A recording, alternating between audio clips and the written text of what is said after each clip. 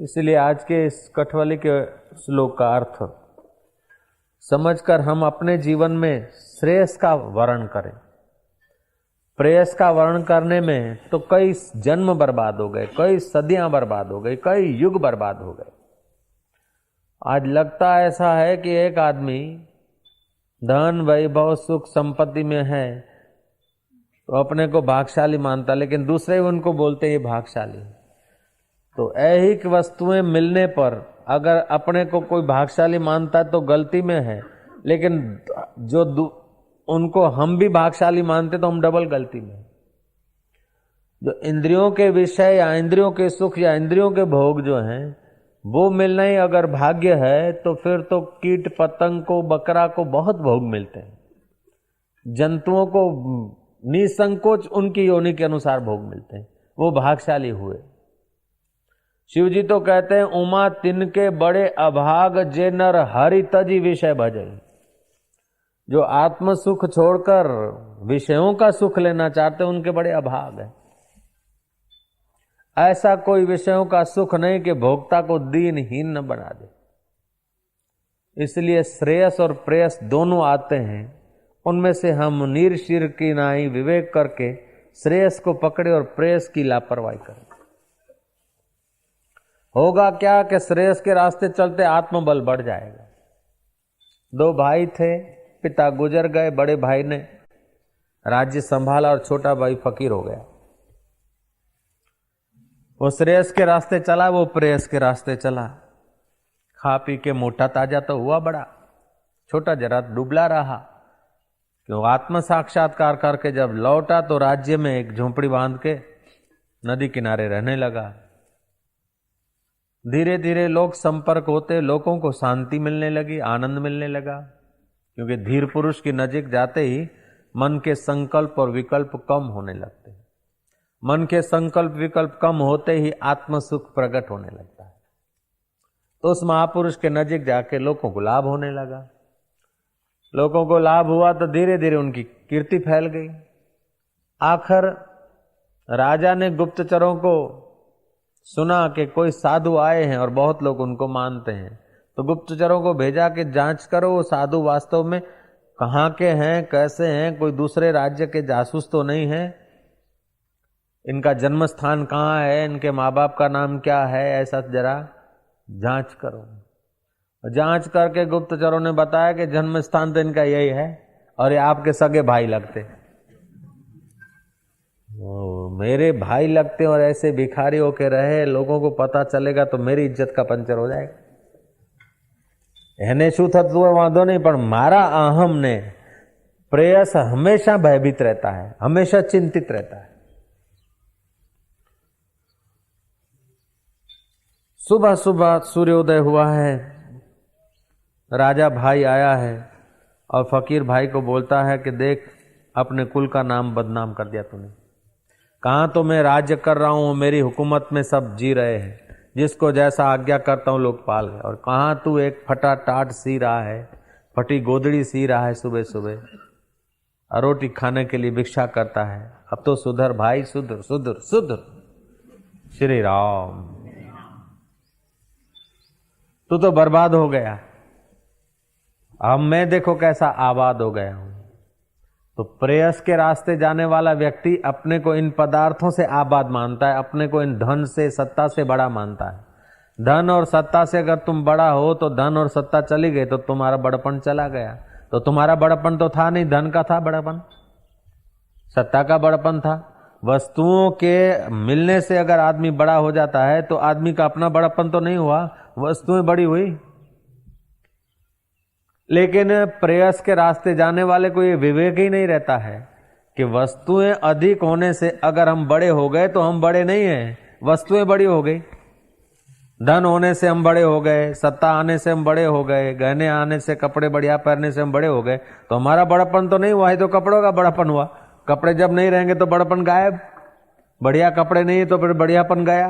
धन नहीं है तो फिर हमारा बढ़ियापन गया। सत्ता नहीं है तो हमारा बढ़ियापन गया। तो फिर हमारा तो था ही नहीं, ये तो सत्ता का बढ़ियापन था, धन का बढ़ियापन था। लेकिन प्रेयस के रास्ते जाने वाले व्यक्तियों की मति मूढ़ हो जाती है। और मूढ़मती ने कहा अपने छोटे भाई को कि तू तो बर्बाद हो गया, हमारी आज्ञा सब मानते हैं, तेरे को तो कोई पूछता भी नहीं। और छोटे भाई ने फकीरी मौज में आकर हाथ में जो सुई थी वो दरिया में फेंक दी, सागर में। बोला तुम्हारी सब आज्ञा मानते हैं तो जरा सुई को तो निकलवा दो। वो बड़ा भाई मथा खुजलाने लगा, कह रहे यार सुई कैसे निकलेगी? बोले जब तुम्हारी सब लोग आज्ञा मानते तो एक जरा सी सुई नहीं निकलवा सकते तो क्या आज्ञा मानते? छोटा भाई आ गया अपने श्रेयस की निष्ठा में, सुई को कहा कि चल आजा। देखते ही देखते वो मछली के मुंह में धागा सुई लटकाती हुई आई। छोटे भाई ने सुई ले ली, बड़े को दिखाया कि देख आज्ञा तो हमारी मानते, तुम्हारी क्या मानते? फिर भी अगर तू मुझे बर्बाद मानता है तो मैं बर्बाद हूं तो ठीक हूं, और तू आबाद है तो तू आबाद रहे। तेरी आजादियां सदके सदके, मेरी बर्बादियां सदके सदके। मैं बर्बादे तमन्ना हूं, मुझे बर्बाद रहने दो। मैं इच्छा आकांक्षाओं से वासनाओं से बर्बाद हूं। वासनाएं बर्बाद हो गई मेरे हृदय में, इच्छाएं बर्बाद हो गई, संसार के सुख की आकांक्षा जो पकड़ या दौड़ है वो बर्बाद हो गई। मैं तो सहज में जीता हूं, सहज में खाता हूं, सहज में बोलता हूं, सहज में चलता हूं। अंदर से कोई दौड़ धूप नहीं है, अंदर से विश्रांति। उसीलिए हर परिस्थिति में हम मौज में हैं। जय जय। और तुझे अंदर से दौड़ धूप है, उसीलिए हर परिस्थिति में तू परेशान है। अगर तू परेशान होते हुए भी अपने को आबाद मानता तो तू आबाद रहे। और हमें इच्छाएं नहीं है और हमें तू बर्बाद मानता है तो हमारी इच्छाएं बर्बाद हो गई, वासनाएं बर्बाद हो गई, जन्म मरण की लिस्ट बर्बाद हो गई। तो जीव की जहां इच्छा होती है वहां वो जाता है। अगर चाट खानी होती है तो चौपाटी पे जाता है, लेकिन जन्म मरण के चक्कर से छूटकर परमानंद पाना होता है तो वो सत्संग में जाता है। तो हम वर्ण किसका करते हैं? हम श्रेयस का करते या प्रेस का करते हैं? लॉलीपॉप या गोली हमें अच्छी लगती है क्या कि गिन्नी का मूल्य हमें दिखता है? तो ये जहां तक हमारा वर्ण ठीक न होगा, हमारी पसंदगी उचित नहीं होगी,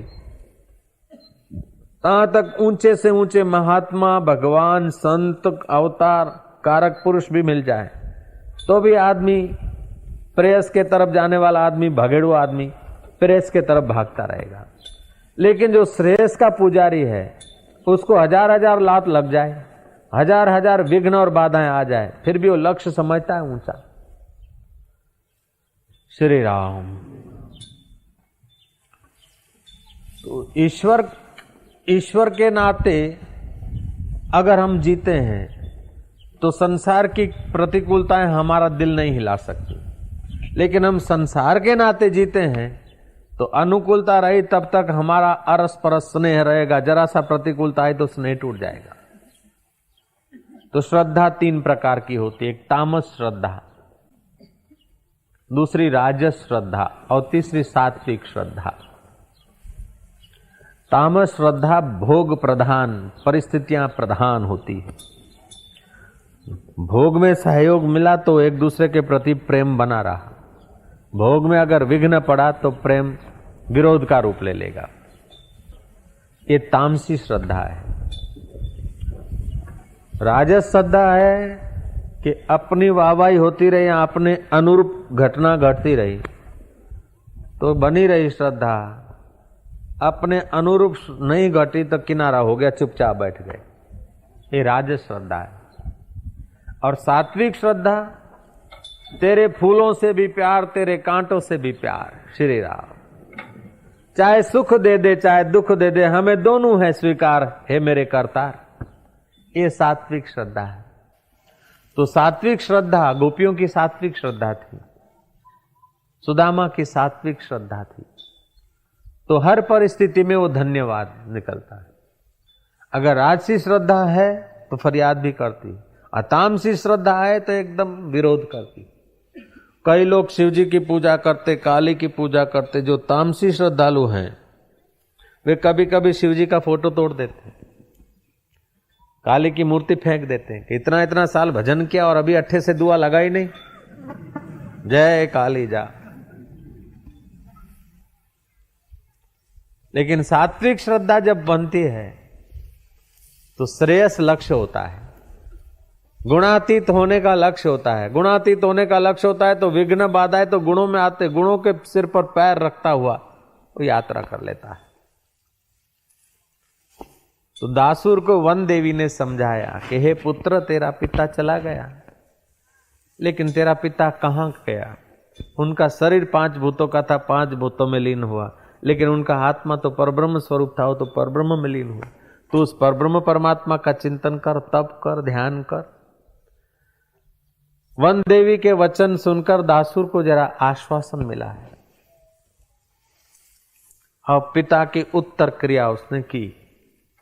बाद में अपने मन को एकाग्र करने के लिए, तपस्या करने के लिए उसने जगह ढूंढी। देखता है तो हर जगह में कोई न कोई गुण दोष मिलते हैं। कहीं असुर मरे हुए हैं तो कहीं मनुष्य मरे हुए हैं, कहीं कहीं भोग भोगे हुए हैं। पृथ्वी पे कोई शुद्ध जगह नहीं दिखी।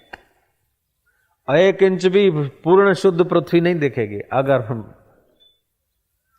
श्रेयस की दृष्टि से नहीं देखोगे तो 1 इंच भी शुद्ध पृथ्वी नहीं मिलेगी। शुद्ध में शुद्ध परमात्मा है, उसका चिंतन करके बैठ जाओ तो कितनी भी अशुद्ध पृथ्वी शुद्ध हो जाएगी। लेकिन महाराज वैसे अगर शुद्धि अशुद्धि का विश्लेषण करोगे तो कहीं शुद्ध पृथ्वी नहीं मिलेगी। और पृथ्वी पूरी छान मारी दासुर ने, लेकिन कहीं कीड़ी मरी हुई, कहीं मकोरा मरा हुआ, कहीं उधई मरी हुई, कहीं भोग भोगे हुए, कहीं असुर मरे हुए, कहीं कीट मरे हुए। कभी न कभी कोई कीट मरा है तो अशुद्ध हुई, मसान हो गया। और क्या, जहाँ कीट मरते हैं, मरते ना, कोई न कोई जंतु मरते, बैक्टीरिया भी तो मरते हैं, तो मसान हो गया। तो ऐसे मसान में बैठ के क्या भजन करना, क्या तप करना। फिर इसने सोचा कि मैं वृक्ष की डाल पर जाऊं, लेकिन शरीर भारी है, वृक्ष की डाल पर डाल गिर जाए, लोग देखें। उसने यज्ञ का आयोजन किया और यज्ञ में अपने मुंह का मांस काट काट के यज्ञ देवता को अर्पण किया ताकि हमें सूक्ष्मता प्राप्त हो जाए। यज्ञ देव ने सोचा कि ये ब्राह्मण दासुर के मुख का मांस मेरे मुख में आ जाए, उचित नहीं। वो साकार होकर प्रकट हुए, बोले पुत्र तुझे क्या चाहिए? बोले अग्निदेव, अगर आप प्रसन्न हुए हो तो मेरी अर्घ्यपाद से सेवा स्वीकार करो। विधिवत अर्घ्यपाद से उनकी सेवा की दासुर ने अग्नि देवता की। अग्नि देवता की सेवा करके उनको प्रसन्न किया, सत्कार किया उनका। अग्नि देवता ने कहा कि बोल, कुछ मांग ले। अग्निदेव, मुझ पर ऐसी कृपा करो कि मेरा शरीर अत्यंत सूक्ष्म हो जाए, कि वृक्ष की आखिरी ऊंचे में ऊंची टहनी के एक पत्ते पर भी मैं बैठना चाहूं तो बैठ सकूं, क्योंकि मुझे तप करना है। अग्निदेव ने वरदान दिया है, वो मस्तु। अग्निदेव के वर के प्रभाव से वो सूक्ष्म शरीर, अंतवाहक शरीर के बल से हिमालय के एक सुहावने सुंदर वृक्ष पर ऊंची टहनी के एक पत्ते पर विराजमान हुआ। और मन ही मन से उसने 10 वर्ष तक देवों का, यज्ञ पुरुष का, अश्वमेध यज्ञ किया और कोई यज्ञ किए। मन ही मन से तप करता रहा और मन में ही भ्रमण करता रहा। प्रारंभ में तो उसने आकाश के तरफ निहारा, वृत्ति को देखा, फिर उसी वृत्ति को संकेल लिया मन में, क्योंकि मन ही से तो निकली है, मन में संकेल लिया। और मन ही मन में वो 10 वर्ष तक तप करता रहा। वृत्ति को पूजा पाठ में, जप में, नियम में, होम में, हवन में, यज्ञ में, याग में, मानस पूजा में अपने मनोवृत्ति को अंदर ही अंदर घुमाता रहा। महाराज 10 वर्ष हुए, तपस्या बढ़ गई, बहिर्मुख वृत्ति नहीं हुई, अंतर्मुख ही अंदर मानस पूजा में ही मन की वृत्ति घूमती रही, इंद्रियों में या जगत में आई नहीं। तपस्या खूब पावरफुल हो गई, चित्त शुद्ध हो गया। हम देव की अर्चना पूजना करते हैं, उससे मानस पूजा में ज्यादा लाभ होता है। अर्चन पूजन करने के लिए तो पदार्थों में वृत्ति जाती है, भोग में वृत्ति जाए, उसकी अपेक्षा देव की पूजा के लिए पदार्थों में वृत्ति जाती तो अच्छा है। हकीकत में देवता को आपके पदार्थ की या शिव जी को आपके पदार्थ की या विष्णु को आपके पदार्थ की आवश्यकता नहीं है, लेकिन पदार्थ में वृत्ति जाती है, उस वृत्ति को पदार्थ में जाने की आदत है तो वो पदार्थ भगवत अर्पण करने का भाव करो, ताकि पदार्थ वृत्ति में न रहे, भगवान वृत्ति में रहे। इसलिए भगवान की पूजा अर्चना सेवा है। नहीं तो पंचामृत की क्या भोलानाथ को जरूरत है, या जलाशय की जलधार की शिवजी को क्या जरूरत है, या भगवान विष्णु को दिए की क्या जरूरत है, धूप की क्या जरूरत है भगवान विष्णु को। फिर भी हमारी पदार्थाकार वृत्ति है। पदार्थाकार वृत्ति को ईश्वराकार बनाने के लिए हम पदार्थों का उपयोग करके सेवा पूजा करते हैं। लेकिन इससे भी बढ़िया सेवा पूजा तो ये मानस पूजा है। तो मन ही मन उसने अश्वमेघ यज्ञ की रचना की, खूब ब्राह्मणों की सेवा की, यज्ञ में दान दिया, होम हवन किया, अश्व छोड़ा, अश्व घूम कर आया, स्वतंत्र हुआ, 2 ऐसे यज्ञ किए, यज्ञ पुरुष की सेवा की, देवताओं का पूजन किया, यजन किया, ब्रह्मवेताओं का पूजन किया। ऐसे करते करते ब्रह्मज्ञानियों का, ब्रह्मवेताओं का, देवताओं का, इनका सबका पूजन यजन करते करते उनका अंतःकरण 10 वर्ष में एकदम शुद्ध हो गया। 10 वर्ष में अंतःकरण शुद्ध हुआ है। मानस पूजा करने से 10 वर्ष में अंतःकरण शुद्ध हुआ है। लेकिन आत्मचिंतन बार बार सुने या आत्मज्ञान की बात बार बार सुने और उसी बात को बार बार विचारे तो आज 10 वर्ष की अपेक्षा भी जल्दी शुद्ध हो जाएगा। क्योंकि शुद्ध में शुद्ध तो आत्मा है, परमात्मा है। दासुर ने मानस पूजा के द्वारा 10 वर्ष में मन को शुद्ध किया। इतने में कोई वन रानी आई और उसने उनका प्रणाम आदि से, पूजन आदि से उनका चित्त अपनी तरफ आकर्षित किया। दासुर ने पूछा, तू कौन है? बोले, देवलोक में वन रानियों का उत्सव हो रहा था और फिर उत्सव में पुष्प बिखेरे गए और जिस जिसको फूल मिला उसको गर्भ रहा और बच्चे हुए। लेकिन मैं अभागी पुत्र भागिनी हूँ, पुत्र बिना की हूँ। हे तपस्वी, आपका अंतःकरण शुद्ध हो गया है। तो जो संसारी लोगों को बड़े बड़े यत्न से भोग नहीं मिलते हैं, वो धीर पुरुष को तो बिना बुलाए मिलते हैं। तो मैं आपके चरणों में आई हूँ पुत्र की इच्छा से, आप मेरा भर्ता बने। बोले, ये तो नहीं हो सकता है। आज ही नजारे की तो दासुर ने एक फूल दे दिया। बोले, ले ये पुष्प ले ले, इस पुष्प को रख। इसने वासना व्यक्त की। बोले, नहीं तो मैं लकड़ियां जला के जल मरूंगी। अगर मेरी इच्छा पूरी नहीं हुई तो मैं अग्नि स्नान करूंगी। श्री राम। वन रानी ने कहा, मेरी इच्छा पूरी नहीं हुई तो मैं अग्नि स्नान करूंगी। अगर काम दबता है ना तो क्रोध होता है, फिर अग्नि स्नान का भाव। कामनाएं दबती है ना तो फिर जलन होती है अंदर। मैं अग्नि स्नान करूंगा। दासुर ने कहा, अच्छा ये फूल ले जा, तेरे को पुत्र होगा ही। लेकिन अग्नि स्नान की इच्छा की है, उसलिए तेरे पुत्र का स्वभाव थोड़ा क्रोधी होगा, अग्नि होगी उसके चित्त में। और जब तक आत्म विचार नहीं करेगा तब तक ये अग्नि दाह उसके चित्त में रहेगी। आत्म विचार करेगा और आत्मज्ञानी होकर सदा सदा के लिए मुक्त हो जाएगा। सब दूसरों की भी दाह समाप्त करने का सामर्थ्य आ जाएगा। ये भी मेरा वरदान है। वन रानी ये वरदान प्राप्त करके पुष्प लेकर चली गई और महाराज 1 महीने के अंदर ही शुद्ध चित्त होता है ना, उसका संकल्प बलवान होता है। आप अपना जितना प्रेयस के तरफ मन है उतना हम लोगों का संकल्प दुर्बल होता है, और जितना मन श्रेयस के तरफ होता है उतना संकल्प बलवान होता है। तो जितना चित्त शुद्ध होता है उतना उसमें सत्य संकल्प होता है, और जितना मलिन चित्त होता है उतना उसके संकल्प का प्रभाव नहीं होता है। तो शुद्ध जगह जो तीर्थ हैं वहां जाकर लोग यज्ञ याग करते हैं या पिंडदान करते हैं, क्योंकि शुद्ध जगह है। शुद्ध जगह के प्रभाव से शुद्ध संकल्प होगा, शुद्ध मन होगा।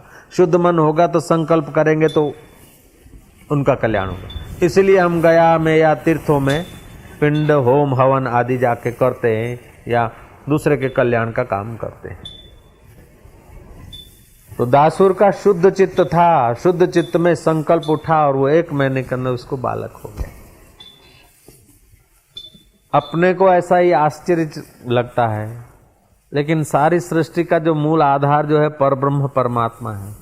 उस परब्रह्म परमात्मा में अगर प्रेयस नहीं है और ज्यों की त्यों अवस्था है तो उस भ्रुकुटी विलास सृष्टि लय हो। एक संकल्प मात्र से जब सृष्टि बन सकती है तो एक बेटा बन गया तो क्या बड़ी बात। जय जय। तो जो प्रेयस के तरफ जाते हैं उन लोगों को ये बातें आश्चर्यकारक लगती है, लेकिन जो श्रेयस के तरफ यात्रा कर चुके हैं उनको इसमें कोई संदेह नहीं दिखता। तो जितना जितना प्राणी भोग की इच्छा करता है, जगत की इच्छा करता है, तुच्छ वस्तुओं की इच्छा करता है, उतना उतना दीन हो जाता है और अपना सामर्थ्य खो बैठता है। और जितना जितना जगत के लिए लापरवाही करके आत्मरामी होता है, उतना उतना उसको अपनी गरिमा, अपनी सामर्थ्य की फिर पुनर्स्मृति होती। दासुर के संकल्प से उस वन रानी को बालक हुआ। अब बालक 10 वर्ष का हुआ। माँ ने देखा कि जिस ऋषि के प्रसाद से, उपदेश से ये बालक का जन्म हुआ है, अगर ये उन्हीं के चरणों में दे दूं तो ठीक होगा। अपने बच्चे को लाई और बोला कि हे ऋषिवर, मुझे तो आप नहीं रखते, लेकिन ये आपकी कृपा प्रसादी जो है, आपके संकल्प से जो बालक हुआ, इसको आप ज्ञात ज्ञ करिए, इसको ज्ञानी बनाइए, इसको श्रेयस मार्ग का उपदेश दीजिए। दासुर उसी वट वृक्ष पर हिमालय में एकांत में अपने पुत्र को बिठाकर साकार रूप लेकर उपदेश देने का प्रारंभ करते हैं। तो वहां से वशिष्ठ जी गुजरते हैं, तो वशिष्ठ की दृष्टि पड़ती। तो वटवृक्ष के करीब से आवाज आ रहा है वृक्ष से,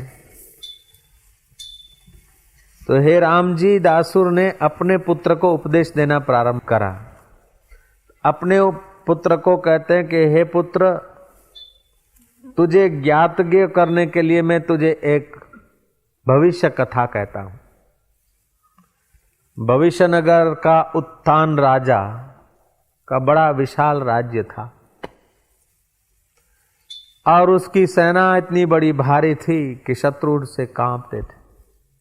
उस राजा का तो बड़े बड़े देवता लोग, असुर, सुर यजन पूजन करते थे। ब्रह्मा, विष्णु, महेश भी उस राजा के कहने में चलते थे, टहल में चलते थे। वो ऐसा महाप्रतापी राजा हो गया। तब दासुर पुत्र ने पूछा कि हे प्रभु, आप कहते भविष्य नगर जो बना ही नहीं और बड़ा विशाल राजा हुआ, इस वचनों ने तो मेरी बुद्धि को भ्रमित कर दिया है। तब दासुर प्रसन्न हुआ कि तेरी बुद्धि जरा विवेक वाली है। जी महाराज, हाँ महाराज करके कथा नहीं सुनते, सुनने के बाद जरा बुद्धि का उपयोग करता। बैठ। अपना चित्त जो है परब्रह्म परमात्मा, उस शुद्ध चित्त में जो वृत्ति का स्फुरण होता है वही उत्थान राजा है, जो भविष्य की कल्पनाएं करता है। और वही शुद्ध परब्रह्म परमात्मा आत्मदेव के आधार से जो फुरना होता है वो उत्थान राजा है। और उसी राजा के राज्य में सब लोग दौड़ा दौड़ कर रहे। उस राजा को अगर वश किया जाए, अपने फुरने को अगर वश किया जाए, अपने स्पंदन को, अपने संकल्प को अगर वश किया जाए, तो इतना महान राजा वश हो जाए कि देवी देवता सब जिसका पूजन करते, जिसके आगे नतमस्तक है, वो राजा तुम अपना बना लो तो तुम्हारा उद्धार हो जाए। ये बड़े में बड़ा राजा है। एक विचार उठा और दूसरा उठने को, बीच की जो अवस्था है वो अपनी है, लेकिन जो उत्थान होता है, इस उत्थान के पीछे इंद्रियां, बुद्धि, मन दौड़ते हैं और जीव दीन भाव को प्राप्त होता है। अगर इस उत्थान को, फुरने के उत्थान के समय जो फुरना उठाए, स्पंदन उठाए, स्पंदन उठते समय अगर सावधान रह जाए तो एक उत्थान हुआ, दूसरा होने को है, उसके बीच की अवस्था में अगर टिक जाए, हे पुत्र, उसका तो कल्याण हो जाएगा, लेकिन उसकी मीठी नजर जिस पे पड़े उसका भी बेड़ा पार हो जाएगा। ये बहुत कीमती वचन है, ध्यान से सुनना इसको। एक विचार उठता है और दूसरा उठने को है। तो जैसे एक तरंग उठा और दूसरा उठने को है, तो बीच की अवस्था सपाटी है पानी की, ऐसे ही शुद्ध परब्रह्म परमात्मा जो सारे ब्रह्मांडों का अधिष्ठान आधार है वो तुम्हारे हृदय में भी है। जैसे आकाश सर्वत्र है तो घड़े में भी है, ऐसे चिदाकाश सर्वत्र है तो तुम्हारे हृदय में भी है। तो उसकी सत्ता से एक विचार उठा, अब दूसरा उठने को है। तो एक उठा जो है ना, उत्थान जो हुआ, ये उत्थान जो हुआ उस उत्थान के अनुसार लग जाए प्रेस में तो जीव हो गया, और उत्थान को निहारे और उत्थान के आधार को खोजे, श्रेयस है। जय जय। बड़ा सरल है, लेकिन बुद्धि थोड़ी सूक्ष्म चाहिए। हमारा निश्चय थोड़ा चाहिए कि हमें श्रेयस को वर्ण करना है, प्रेयस को नहीं। तो धीर पुरुष हैं वो श्रेयस को लेने में थोड़ी सहन शक्ति रखते हैं, थोड़ा धीरज रखते हैं। लेकिन जो मूढ़ पुरुष हैं वो क्षणिक सुख, क्षणिक विनोद, क्षणिक हास्य, क्षणिक विलास, क्षणिक इंद्रियों को एहसास कराने वाले परिस्थितियां या भोग में बह जाते हैं। लेकिन जो धीर पुरुष हैं वो क्षणिक नहीं, वे शाश्वत को खोजते हैं। हिमालय में कुछ माइयां जो थी ना, वो एक चश्मा बह रहा था, कंकड़ पत्थर डाल रही है, फिर साफ कर रही, फिर डाल रही, फिर देख रही। बाबा जी ने पूछा कि क्या करती हो? कि बाबा जी ये झरने में से सुवर्ण के कण बह के आते हैं,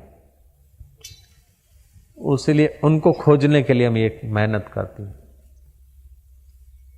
तो रोज बह के आते? बोले नहीं, महीनों भर हम मेहनत करते, कभी कभी मिल जाता है, और जब वो स्वर्ण के कण मिल जाते हैं तो महीनों भर की मेहनत वसूल हो जाती।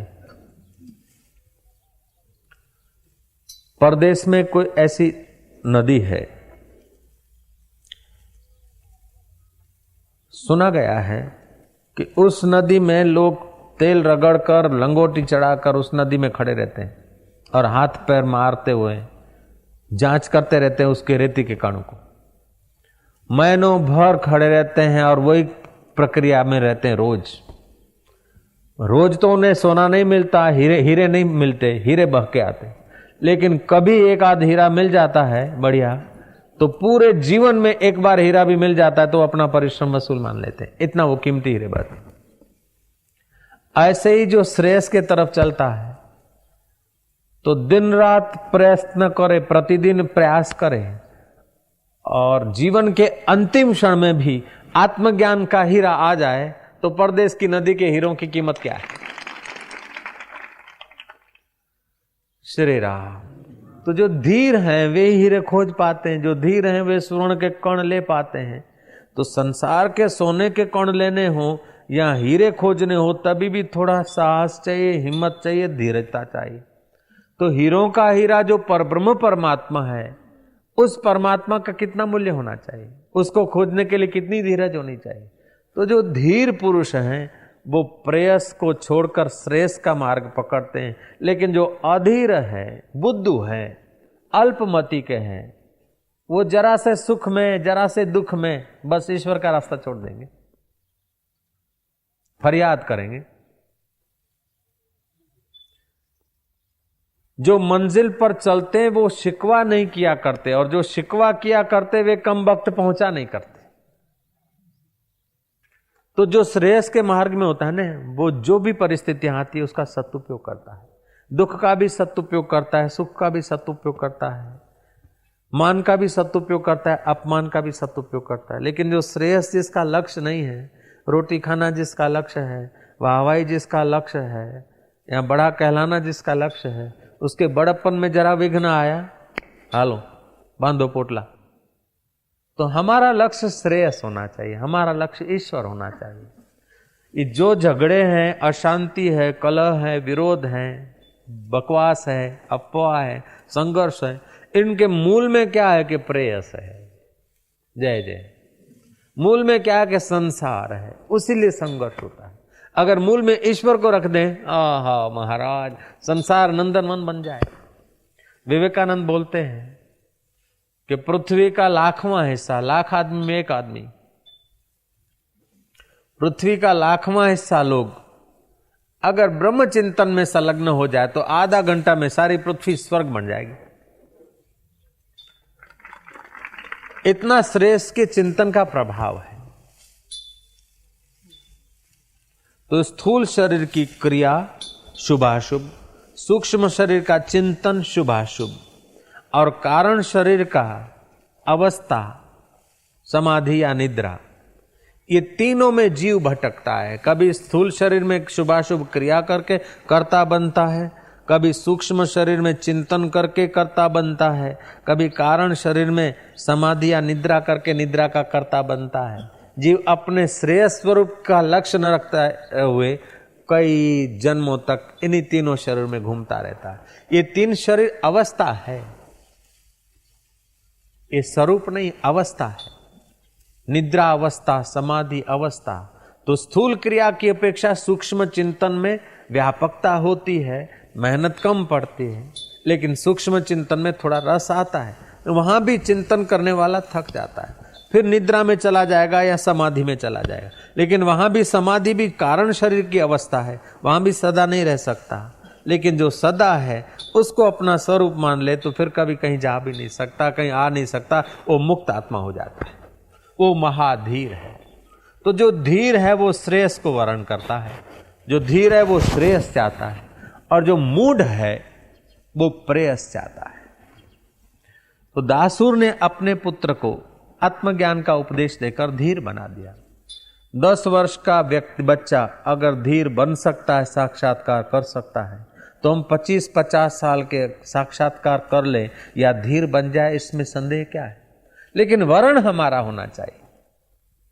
आदत बन गई चंचलता की, आदत बन गई प्रेयस की, ये चाहिए ये चाहिए ये चाहिए ये चाहिए। लेकिन भैया जो सम्राट प्रसन्न हुआ है वो तुम्हें राज्य अभिषेक करने की तैयारियां करता है, और तुम बोलते तो 4 आना दे दो चना खाएं, 2 आना दे दो फोफा खाएं।